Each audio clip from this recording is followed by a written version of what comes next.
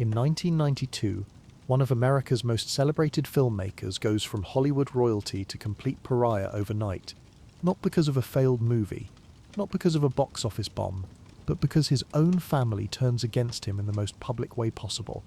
Imagine waking up one morning and discovering that the people closest to you have decided to destroy everything you've built. Your reputation, your career, your legacy, everything you've worked decades to create. Gone in a matter of weeks.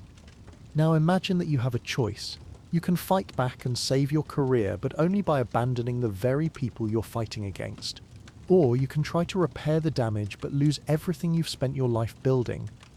This is the story of Woody Allen, Academy Award winner, cultural icon, the intellectual filmmaker who defined Manhattan sophistication for an entire generation, and how a family conflict became a public execution that changed the trajectory of his life forever. But here's what makes this story truly terrifying. Allen doesn't just survive the destruction. He makes a choice that saves his career but costs him something far more valuable, something he can never get back. And the most disturbing part, by his own definition, he wins. This story begins years earlier, when success and family seem perfectly aligned, when Allen believes he can have everything without sacrificing anything, when the warning signs are there but everyone chooses to ignore them. The year is 1980. Woody Allen stands at the pinnacle of American cinema. His film Manhattan has just cemented his status as the voice of intellectual New York. The movie earns him Oscar nominations and critical acclaim that transforms him from comedian to serious artist. Critics worship him. The New York Times calls him the most important American filmmaker of his generation. Audiences flock to his annual releases like clockwork, knowing they'll get sophisticated entertainment that treats them like intelligent adults. Allen has achieved something almost impossible in Hollywood: complete creative control. He writes, directs, and often stars in his films. Studios give him final cut. He answers to no one about his artistic choices. At 45, Allen has never been married, never had children, never even lived with a romantic partner for any extended period. He's built his entire identity around being the neurotic bachelor, the intellectual observer of life rather than its full participant. His apartment on East 79th Street reflects this isolation perfectly. Books floor to ceiling in every room, classical music albums organised obsessively, a clarinet he plays every Monday night at a jazz club, the refuge of a man who watches life rather than living it. Allen's daily routine is as controlled as his films. He wakes at the same time every morning, writes for 4 hours, takes a walk in Central Park, edits his current film in the afternoon, dines alone at the same 3 restaurants, rotating them like scenes in a carefully planned movie. This isolation has served his artistic development perfectly. Allen makes deeply personal films about urban loneliness, neurotic relationships, and the search for meaning in modern life. His characters are versions of himself, intellectually sophisticated but emotionally stunted. But something changes in December 1980. Allen meets Mia Farrow at a dinner party hosted by mutual friends, and for the first time in his adult life, he's drawn to complexity rather than repelled by it.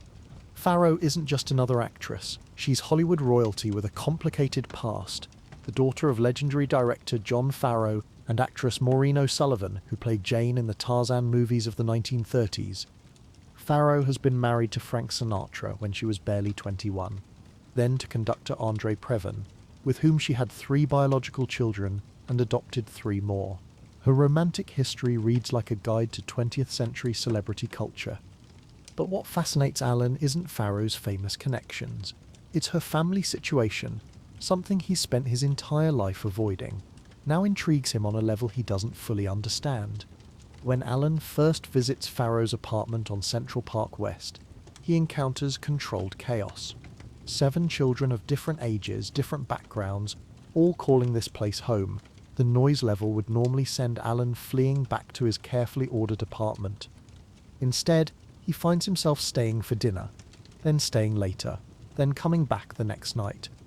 Allen watches how Farrow manages this enormous family with apparent ease, how she balances the individual needs of 7 different children while maintaining her own acting career, how she creates structure from what should be complete disorder. The children range in age from 4 to 16, Sunyu Previn, adopted from Korea when she was 7, is now 13 and incredibly bright.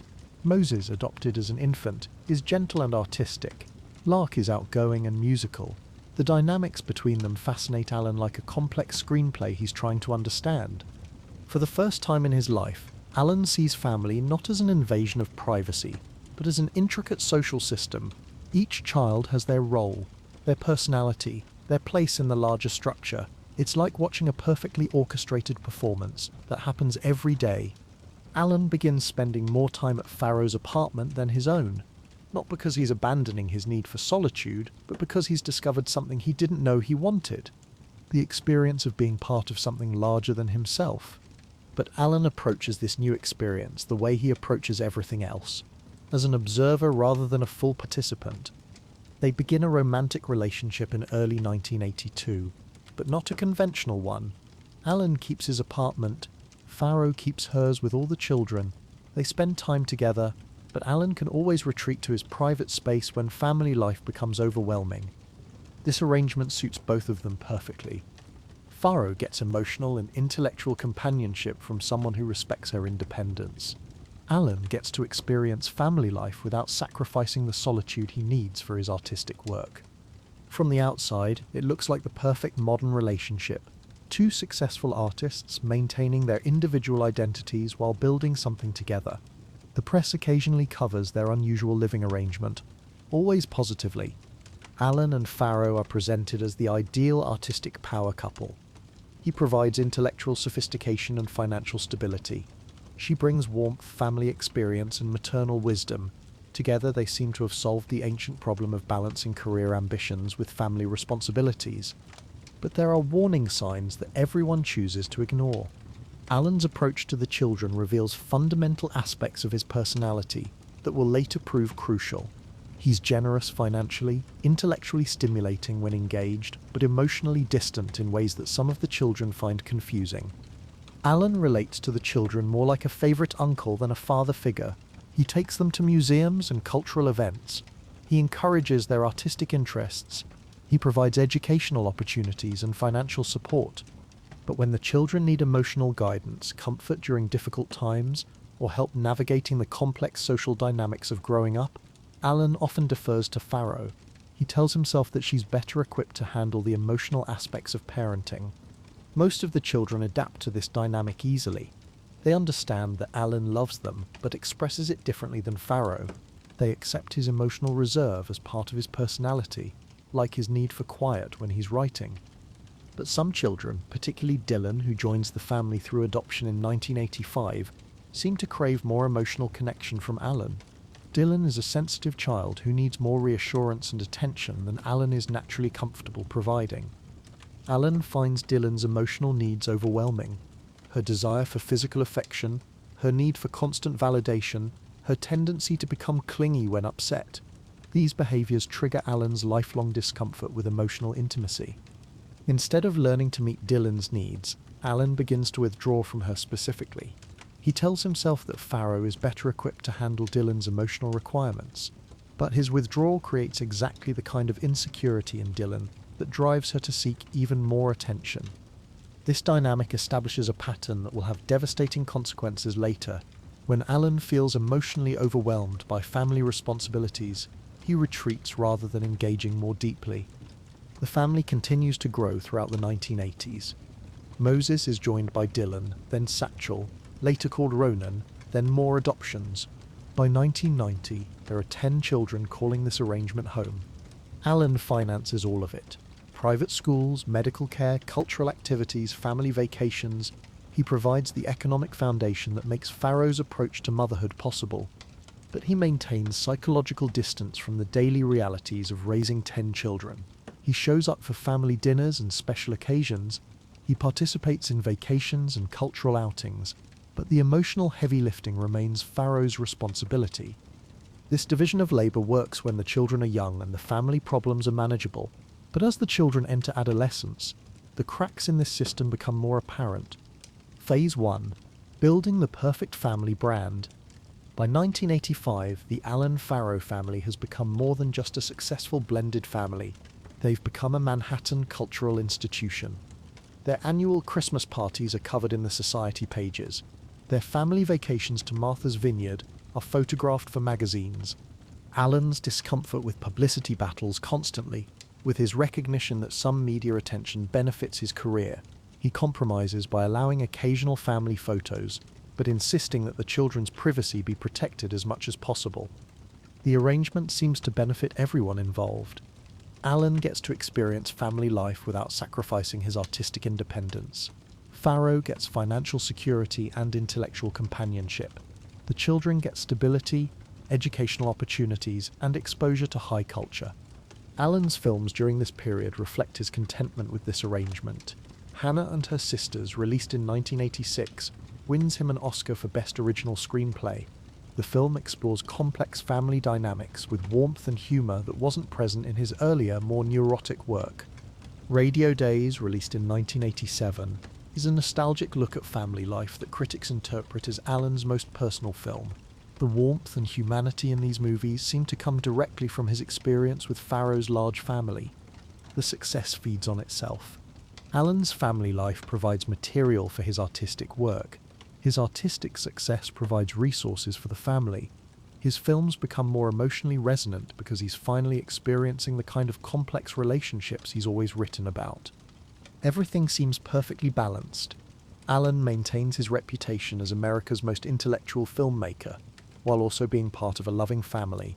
Farrow continues her acting career while raising 10 children. The children get the best of both worlds. But perfect balance in family systems is often more fragile than it appears. The first serious warning sign appears in 1987, when Dylan, now 2 years old, begins showing signs of emotional distress that seem disproportionate to typical childhood challenges. Dylan becomes unusually clingy with Farrow, and unusually resistant to spending time alone with Alan. When Farrow travels for acting jobs, Dylan becomes inconsolable in ways that concern everyone. Alan's response to Dylan's emotional needs reveals a fundamental limitation in his capacity for fatherhood. Instead of trying to understand what Dylan needs from him, he becomes frustrated with her demands for attention. Alan starts referring to Dylan as difficult and overly needy in conversations with Farrow. He suggests that Dylan might benefit from therapy to address what he sees as attention-seeking behaviour. Farrow defends Dylan, arguing that she's just a sensitive child who needs more reassurance than others. But Alan's criticism of Dylan creates tension between the adults that the children can sense even if they don't understand it. This disagreement about Dylan's needs establishes a pattern that will prove crucial later. When Alan finds a child's emotional requirements overwhelming, he tends to pathologize their behavior rather than examining his own limitations. Meanwhile, other dynamics in the family are shifting in ways that seem positive at the time, but will later prove problematic. Soon-Yi Previn, now 15, is developing into a remarkably intelligent and articulate young woman. She's always been bright, but adolescence is revealing intellectual sophistication that impresses everyone around her.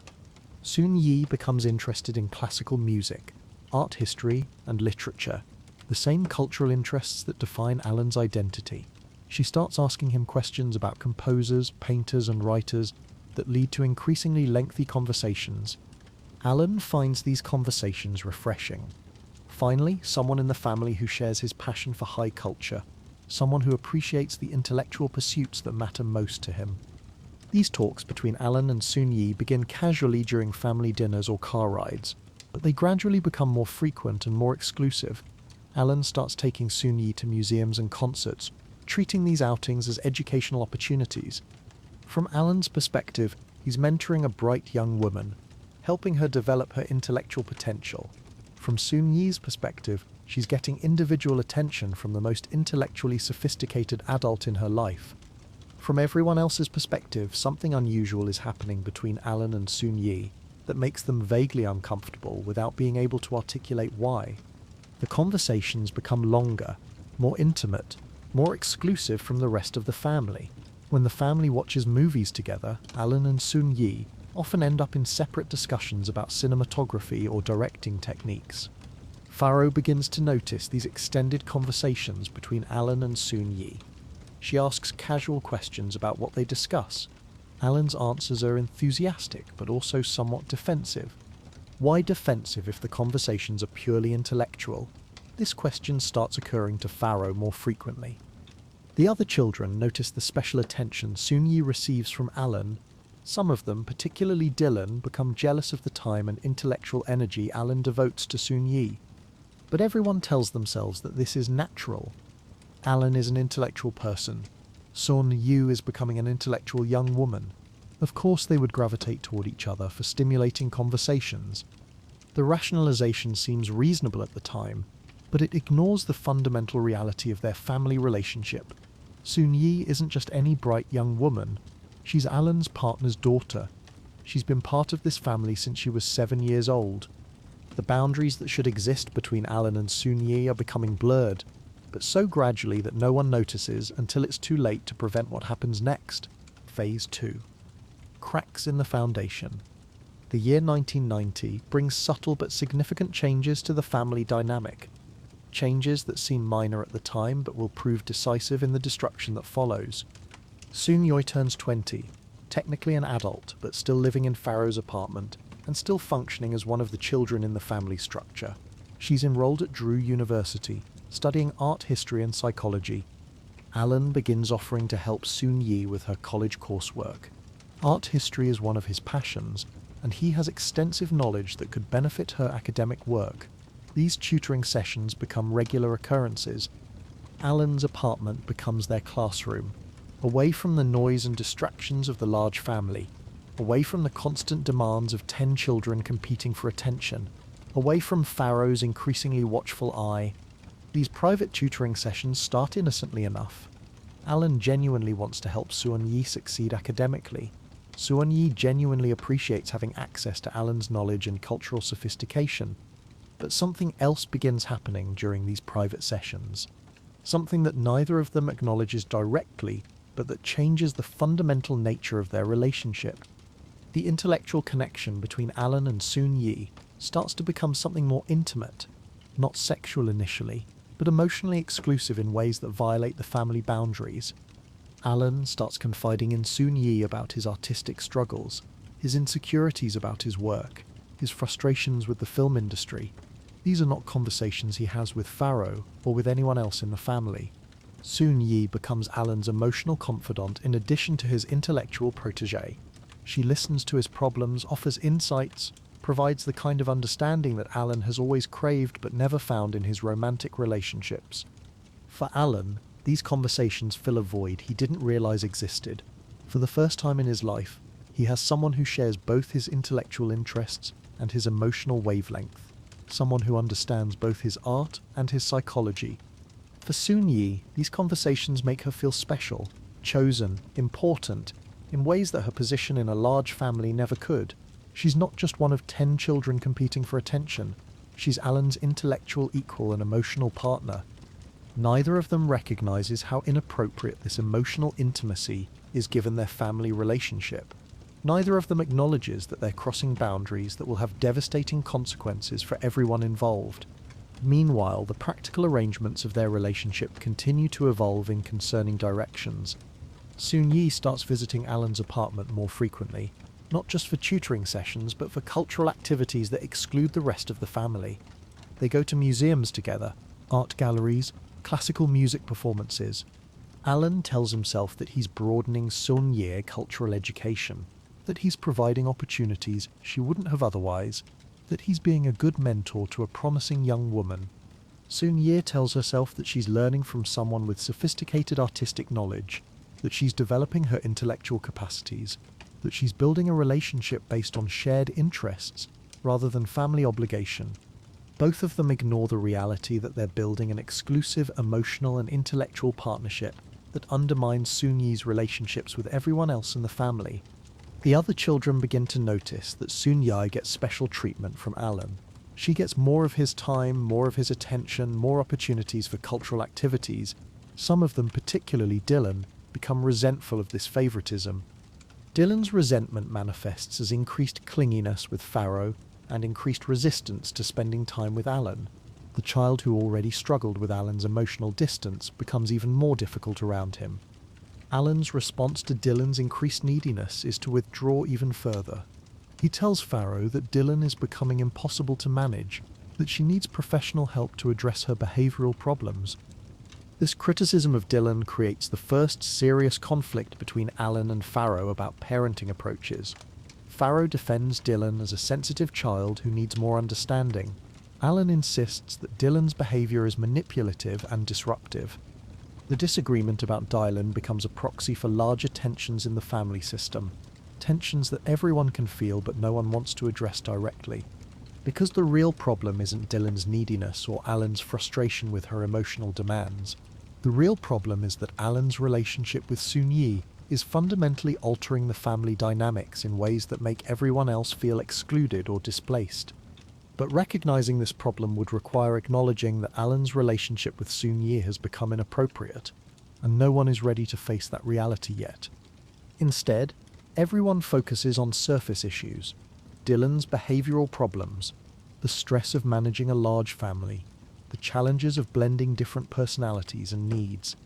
These surface explanations allow everyone to avoid confronting the fundamental issue that will eventually destroy the family: the inappropriate emotional intimacy between Alan and Soon-Yi that's undermining every other relationship in the household. By late 1990, the warning signs are everywhere for anyone willing to see them. Alan and Soon-Yi spend increasing amounts of time together, away from the family. Their conversations exclude everyone else. Their relationship has become emotionally intimate in ways that violate appropriate boundaries. But the family system has too much invested in maintaining the illusion of happiness to acknowledge what's really happening. Everyone chooses to ignore the warning signs because facing them would require admitting that their perfect arrangement is fundamentally flawed. This collective denial sets the stage for the catastrophe that follows, because problems that can't be acknowledged can't be addressed, and problems that can't be addressed eventually explode in ways that destroy everything. Phase 3. When private becomes personal. The year 1991 brings the relationship between Alan and Soon-Yi to a critical turning point. Soon-Yi is now 21, legally an adult, but still living at home and still functioning as one of the children in the family structure. The intellectual relationship that began with museum visits and cultural conversations starts to become something more intimate. The emotional connection that developed through private confidence starts to become something more exclusive. Alan begins to see Soon-Yi not as one of Farrow's children, but as an individual adult woman with whom he shares unprecedented intellectual and emotional compatibility. Soon-Yi begins to see Alan not as her mother's partner, but as the most sophisticated and understanding man she's ever known, someone who appreciates her intelligence and treats her as an intellectual equal. This shift in perception happens gradually, almost unconsciously. Neither Alan nor Soon-Yi wakes up one morning and decides to pursue a romantic relationship. The change evolves so slowly that they can convince themselves it's not happening at all, that something fundamental has changed in their relationship. The boundaries that should exist between them have been completely dissolved. Soon-Yi starts spending entire afternoons at Alan's apartment, not for specific cultural activities or tutoring sessions, but simply to be in his company. They talk for hours about art, music, literature, and life. These conversations become more personal, more intimate, more exclusive from everyone else in their lives. Alan shares his deepest insecurities about his work and his life. Soon-Yi shares her dreams, her fears, and her growing sense that she doesn't fit into the family structure anymore. Alan's apartment becomes their private world, a place where they can relate to each other as equals rather than as family members with complicated roles and expectations. The physical boundaries between them begin to dissolve along with the emotional ones. What starts as innocent affection becomes something more intimate. Hand-holding during conversations, embraces that last longer than appropriate, physical closeness that crosses the line between paternal care and romantic attraction. Alan knows this is dangerous territory. He knows how it would look if discovered. He knows that pursuing a romantic relationship with Soon-Yi would devastate Farrow and destroy the family they've built together. But Alan also tells himself that his feelings for Soon-Yi are the most genuine emotions he's experienced in his adult life, that their intellectual and emotional compatibility is something rare and precious that shouldn't be sacrificed for social conventions. Soon-Yi knows that developing romantic feelings for Alan violates every boundary of appropriate family behavior. She knows that acting on these feelings would destroy her relationship with her mother and siblings. But Soon-Yu also tells herself that her connection with Alan is based on genuine compatibility rather than family dynamics, that they understand each other in ways that transcend the artificial boundaries of their family arrangement. Both of them engage in elaborate self-justification for what they know is inappropriate behaviour. They tell themselves that their relationship is different from typical family dynamics because Alan isn't really Soon-Yi's father, that their connection is intellectual rather than exploitative, that they're both adults capable of making their own decisions about their romantic lives. These rationalizations allow them to continue developing their relationship while avoiding direct confrontation with its implications for everyone else in the family. But reality has a way of intruding on even the most elaborate self-deception. Farrow begins noticing changes in both Alan and Soon-Yi that make her increasingly uncomfortable. Alan becomes evasive when asked about his time with Soon-Yi. Soon-Yi becomes secretive about her activities and whereabouts. The family dinners that used to bring everyone together become tense affairs. Alan and Soon-Yi seem to share private jokes and references that exclude everyone else. Their body language suggests intimacy that goes beyond appropriate family relationships. Farrow starts asking direct questions about the nature of Alan and Soon-Yi's relationship, questions that make both of them defensive and evasive. Why are they spending so much time together? Why do they seem to have secrets from the rest of the family? Why does Soon-Yi seem more interested in Alan's approval than in maintaining relationships with her siblings? These questions force Alan and Soon-Yi to become more careful about concealing their relationship, but they also make them more determined to protect what they see as a precious connection that others don't understand. The need for secrecy adds another layer of intimacy to their relationship. They're not just emotionally and intellectually connected now, they're conspirators protecting their bond against a world that wouldn't approve. This dynamic of secret romance makes their relationship feel even more special and exclusive. They tell themselves that they're fighting for true love against conventional social expectations. But secrecy also makes their relationship more destructive to the family system. Everyone can sense that something is happening between Alan and Soon-Yi, but the lack of openness prevents any possibility of addressing the situation before it becomes catastrophic. The other children, particularly Dylan, become increasingly disturbed by the obvious favoritism Soon-Yi receives from Alan and the secretive nature of their relationship. Dylan's behavioral problems become more severe throughout 1991. She becomes increasingly clingy with Farrow and increasingly resistant to being alone with Alan. Her sleep becomes disturbed, her appetite becomes erratic. Alan's response to Dylan's increasing distress is to become even more critical of her behaviour. He tells Farrow that Dylan is becoming impossible to manage, that her emotional neediness is disruptive to the entire family. But Dylan's distress isn't just typical childhood behavioural problems. Dylan is responding to the fundamental instability in the family system created by Alan and Soon-Yi's secret relationship. Children are remarkably sensitive to adult emotional dynamics, even when those dynamics are hidden from conscious awareness. Dylan can sense that something is wrong in the family structure, even if she can't articulate what that something is. Her increased neediness and behavioural problems are attempts to restore the stability and attention that she senses slipping away from her. But instead of recognising Dylan's behaviour as a response to family dysfunction, Alan pathologizes her emotional needs and becomes even more distant from her. This creates a vicious cycle.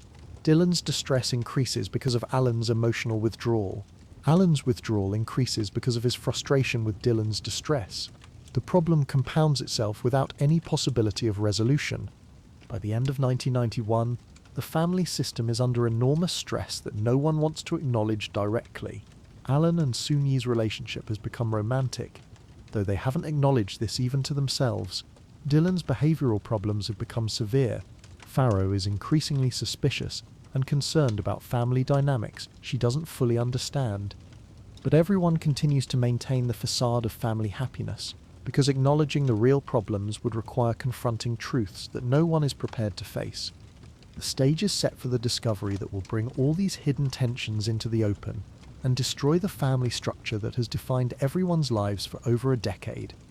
But before that discovery happens, Alan and Soon-Yi's relationship crosses the final boundary that will make the eventual revelation completely devastating for everyone involved. The physical relationship between Alan and Soon-Yi begins sometime in late 1991 or early 1992. The exact timeline will later become the subject of legal investigation and media speculation. But the reality is that their romantic relationship becomes sexual. Alan is 56 years old. Soon-Yi is 21. He has been part of her family since she was 11. She has been his partner's daughter since childhood. But Alan tells himself that Soon-Yi is an adult capable of making her own decisions, that their relationship is based on genuine compatibility rather than power imbalance or exploitation. Soon-Ti tells herself that her relationship with Alan is different from typical family dynamics because he was never really her father, that their connection transcends the artificial boundaries of family structure. Both of them ignore the fundamental reality that their sexual relationship represents the ultimate violation of family trust and appropriate boundaries. The secrecy surrounding their relationship becomes even more elaborate once it becomes physical. Soon-Yi starts staying overnight at Alan's apartment regularly. Alan starts taking photographs of Soon-Yi in intimate situations. These photographs will later become the evidence that destroys any possibility of concealing their relationship from Pharaoh and the other children. But at the time, Alan and Soon-Yi see them as natural expressions of their love and attraction. They're building a private romantic world that exists completely separate from their public family relationships. They're living double lives that require constant deception and concealment. This double life becomes increasingly difficult to maintain as their relationship deepens. The emotional and physical intimacy they share makes it harder to maintain appropriate boundaries in family settings. Pharaoh becomes increasingly suspicious of the time Alan and Soon-Yi spend together, and the obvious changes in their behaviour toward each other. But Pharaoh also can't quite believe that Alan would violate family trust so completely. The possibility that Alan is having a sexual relationship with Soon-Yi is so devastating that Pharaoh's mind resists acknowledging it even when the evidence becomes overwhelming. This psychological resistance to accepting the unthinkable allows Alan and Soon-Yi to continue their relationship longer than should be possible, given how obvious their intimacy has become. But psychological resistance has its limits, and those limits are about to be reached in the most devastating way possible for everyone involved. Phase 4. The discovery that changes everything. January 13th, 1992. The date that will divide Woody Allen's life into before and after. The moment when private family dysfunction becomes public catastrophe. Pharaoh is at Alan's apartment on East 79th Street, looking for something completely unrelated to Alan's relationship with Soon-Yi. She's searching through papers on Alan's desk when she notices photographs lying on the mantelpiece nearby. At first glance, Pharaoh doesn't understand what she's seeing. The photographs show Soon-Yi, but not in any context that makes immediate sense.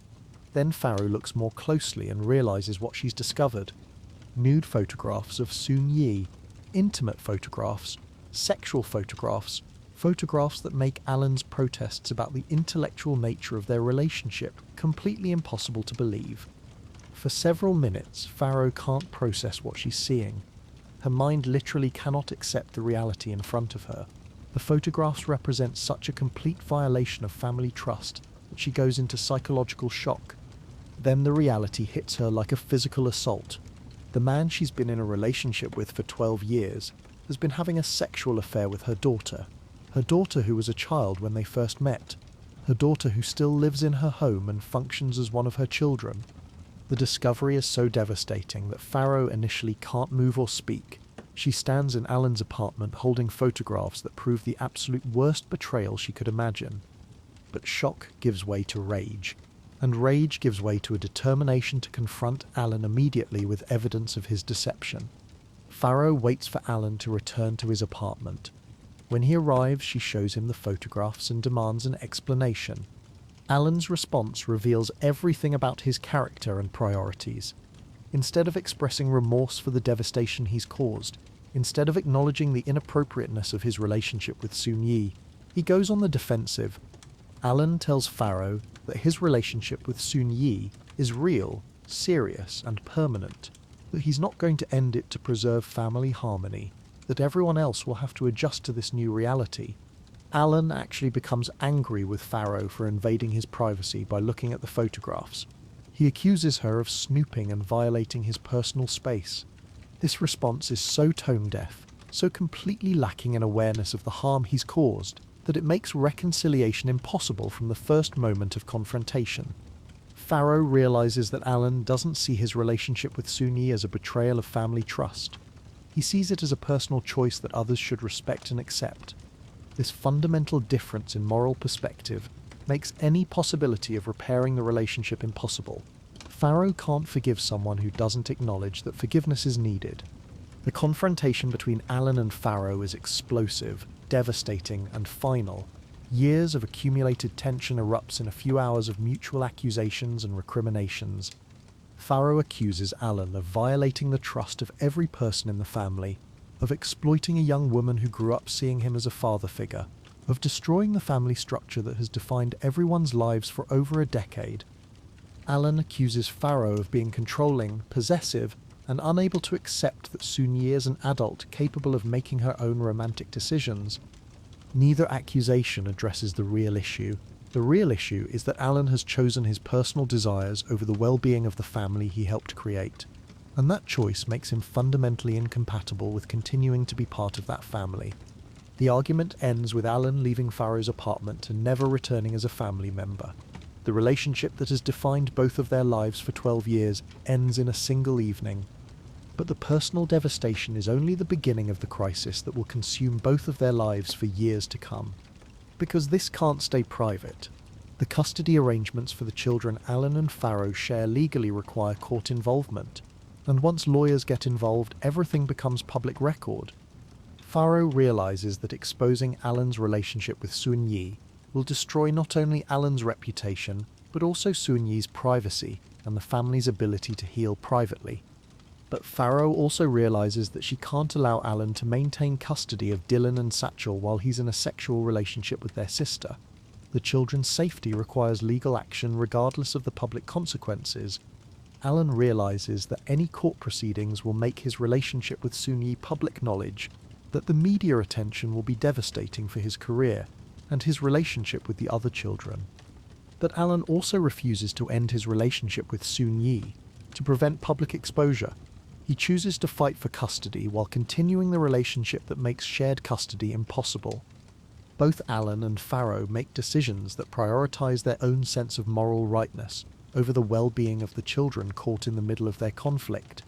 These decisions guarantee that the family crisis will become a public spectacle that destroys any possibility of private healing or reconciliation. The custody battle begins in February 1992. Within weeks, details of Alan's relationship with Soon-Yi leak to the media. Suddenly, Alan's private family crisis becomes the most discussed story in American entertainment media. Every detail is analysed, debated, and sensationalised on television and in tabloids. The public reaction is immediate and devastating. Alan goes from respected artist to cultural pariah almost overnight. But the real crisis is yet to come, because the legal proceedings will uncover allegations that make Alan's relationship with Soon-Yi seem like a minor transgression compared to what some people believe he's capable of. The climax, when everything explodes. August 1992. 6 months after the discovery of the photographs, Alan's family crisis becomes the most discussed scandal in American media. The custody battle has revealed details about Alan's relationship with Soon-Yi that shock the public. The timeline of their relationship, the power dynamics involved, the impact on the other children in the family. But more devastating allegations emerge during the legal proceedings.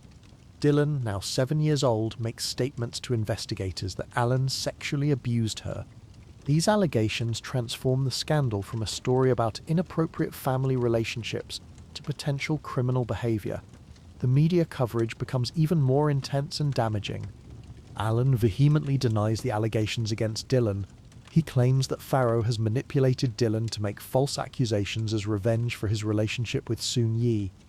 The investigation into Dylan's allegations becomes a legal and media circus that dominates American news coverage for months.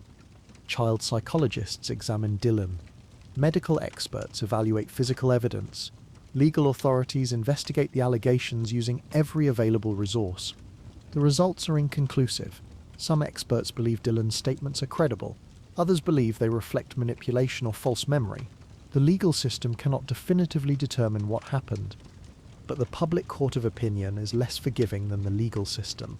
The mere existence of the allegations, combined with Alan's relationship with Soon-Yi, creates a perception of inappropriate behaviour with children that destroys Alan's reputation. Major actors who have worked with Alan for decades publicly distance themselves from him. Studios become reluctant to finance his projects. The annual Woody Allen film, a reliable constant in American cinema for 20 years, suddenly becomes a commercial liability. Alan's response reveals everything about his character and priorities. Instead of stepping back from public life to focus on repairing family relationships, he doubles down on his career. Alan continues making movies as if nothing has changed. He promotes his films aggressively. He gives interviews defending himself and attacking his critics. Alan treats the destruction of his family like a public relations problem to be managed through better messaging, rather than a personal crisis requiring fundamental changes in his behaviour. This approach backfires spectacularly. Every interview generates more criticism. Every public statement creates more controversy. Alan's attempts to save his reputation only make the damage worse. The entertainment industry begins to abandon Alan systematically. Major distributors refuse to handle his films. Actors who once competed to work with him now avoid his projects entirely. Mira Sorvino, who will win an Oscar for her performance in Alan's 1995 film Mighty Aphrodite, is warned by her agents that working with Alan could destroy her career. Other established actors receive similar warnings from their representatives. The infrastructure that has supported Alan's career for 20 years crumbles within months. United Artists, which distributed many of his most successful films, ends their relationship. Other studios follow suit. Alan discovers that being legally vindicated doesn't matter if the industry decides you're commercially toxic. The court of public opinion operates by different rules than the legal system. But Alan refuses to retreat from public life or acknowledge that his career might be over. Instead, he makes a decision that will define the rest of his professional life.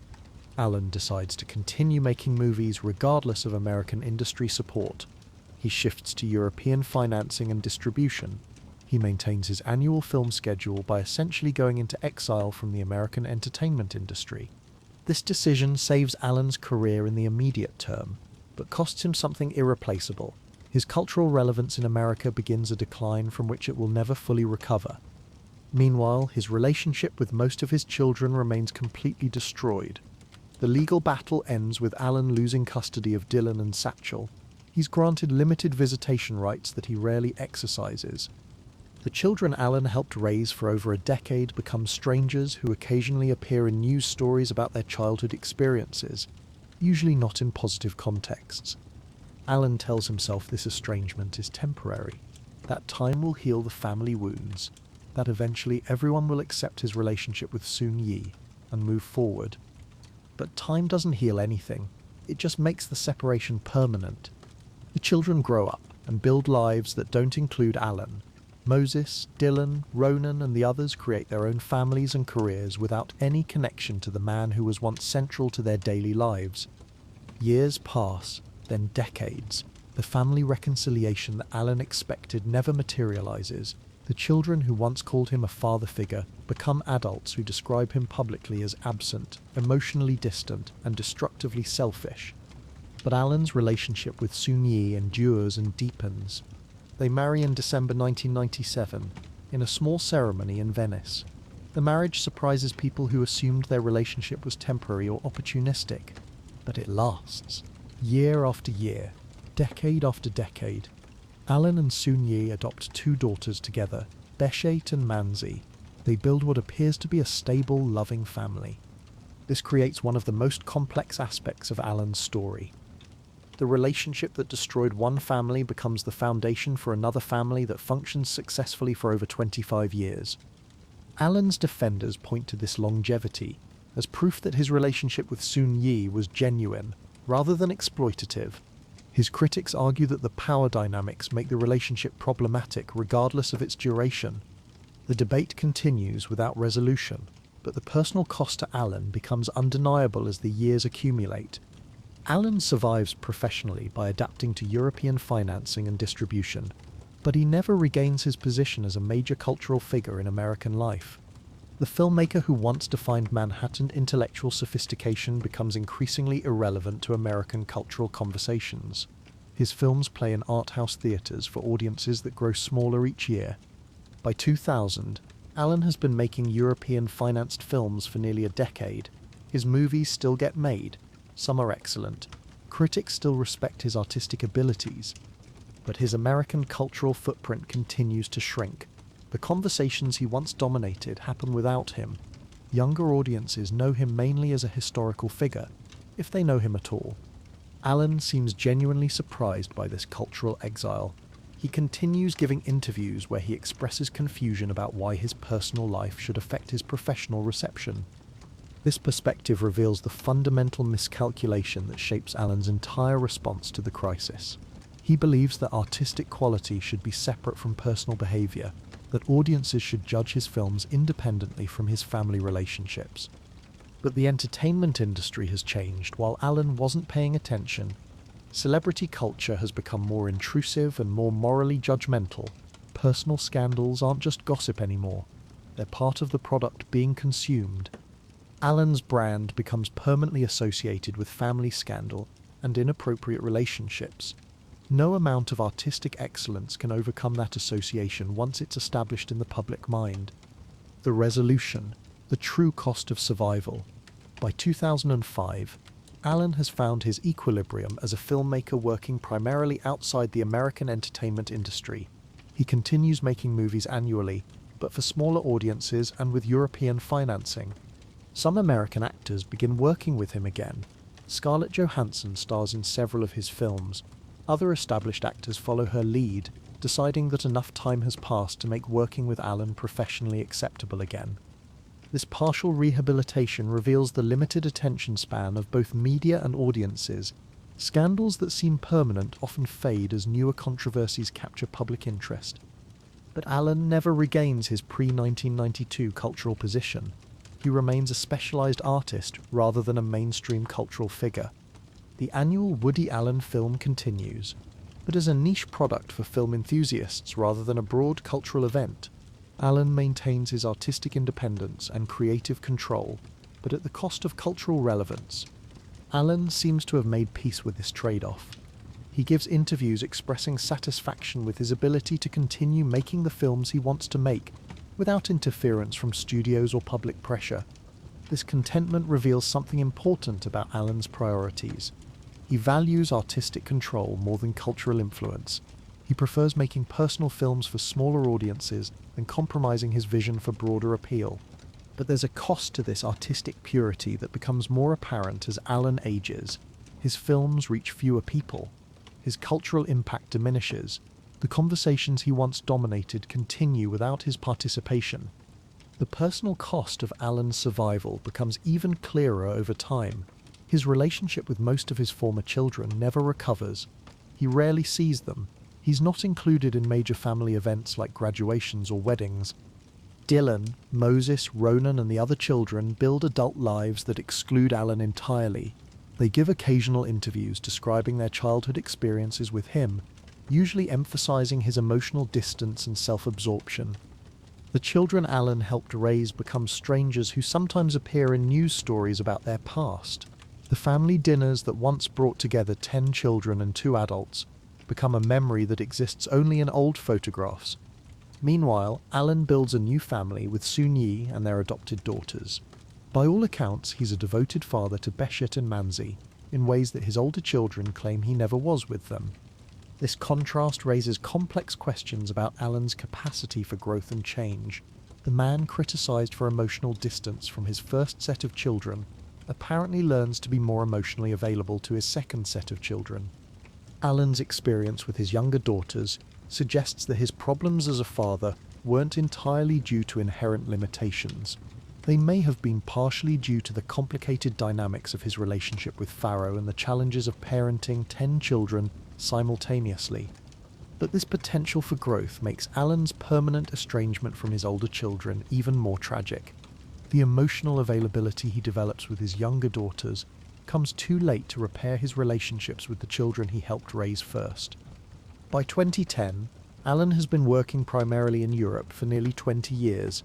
He's made films in London, Barcelona, Rome and Paris. His movies continue to receive respectful critical reception and modest commercial success.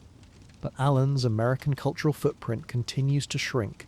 The filmmaker who once captured the essence of Manhattan intellectual life becomes someone who works primarily outside American cultural conversations. Alan's later films reflect this displacement. Instead of exploring New York neuroses and relationships, he makes movies about European characters in European settings. The subject matter that made him famous becomes less central to his artistic identity. This geographic and cultural displacement mirrors Alan's personal situation. He survives professionally by working outside the system that rejected him. He maintains his artistic career by accepting permanent exile from the culture that once celebrated him. The themes of loneliness and isolation that always fascinated Alan as an artist become the defining characteristics of his actual life. The neurotic observer of human relationships becomes isolated from most of the relationships that once mattered to him. By 2015, Alan's story reaches a strange equilibrium. He continues making movies annually. He remains with Soon Yi and their daughters. He maintains his artistic independence and creative control. From Alan's perspective, he has successfully survived the attempt to destroy him and maintained what matters most. He kept his career, he kept his primary relationship, he avoided compromise or capitulation to social pressure. But what does survival mean when it comes at such a cost? Alan keeps his artistic career but loses his cultural relevance. He maintains his independence but sacrifices his influence. He wins the right to continue working but loses most of his audience. More significantly, Alan survives professionally but loses most of his family relationships. The man who once sat at dinner tables with 10 children finds himself permanently estranged from most of them. The cruel irony of Alan's survival becomes apparent in his later interviews. He talks increasingly about loneliness, isolation, and the difficulty of maintaining meaningful relationships. The themes that always interested him as an artist have become the reality of his existence. Alan made choices throughout the crisis that prioritized his career over his relationships, his artistic work over his family connections, his personal happiness over his cultural position. These choices allowed him to survive as a filmmaker, but they also defined the terms of that survival in ways that compound over time. Today, Alan continues making movies well into his 80s. He's completed over 50 films in his career. He's won multiple Academy Awards and influenced generations of filmmakers. But he's also a man who rarely sees most of his children, a filmmaker whose American cultural relevance peaked 30 years ago, an artist who achieved professional longevity at the cost of personal connection.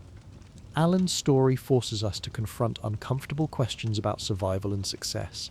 What good is maintaining your career if you lose the relationships that make life meaningful? What's the value of artistic independence if it isolates you from the culture you're trying to reach? Alan's experience reveals the hidden costs of survival, when survival requires abandoning the very things you're trying to preserve. He saves his career by sacrificing his family. He maintains his artistic vision by accepting cultural exile. The title asks how you survive when your own family tries to destroy you. Alan's answer is brutally pragmatic. You choose what matters most to you, and accept the consequences of that choice. For Alan, making movies mattered more than repairing family relationships. Artistic independence mattered more than cultural acceptance. Personal happiness mattered more than public reputation. These priorities saved his career but cost him everything else. Alan gets exactly what he prioritized and discovers it's not enough to fill the spaces left by what he lost. His story continues today. Still making movies annually, still with Soon Yi, after more than 30 years together, still raising their 2 daughters, still largely cut off from the family he once helped support. Alan survives when his own family tries to destroy him. But survival isn't the same as triumph. It's not even the same as satisfaction. Sometimes survival is just the ability to keep going when everything you built falls apart. Sometimes the cost of survival is higher than the value of what you're trying to save. Alan's experience offers a final lesson about family, career, and the choices that define our lives. When forced to choose between professional success and personal relationships, there may be no choice that doesn't cost you something irreplaceable. The question isn't whether you can survive when your family turns against you. The question is whether survival is worth it when it costs you the very things that made life worth living in the first place. Alan answered that question with his choices. He decided that artistic survival was worth the personal cost, that professional continuity was worth the family destruction, that individual happiness was worth the cultural exile. By his own definition, Alan won. He kept making movies.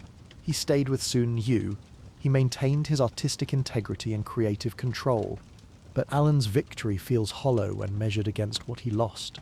The children who grew up without him, the cultural conversations that happen without him, the family relationships that never recovered. Alan survives, but his survival comes at a price he's still paying decades later. Sometimes getting exactly what you want means losing everything else that matters.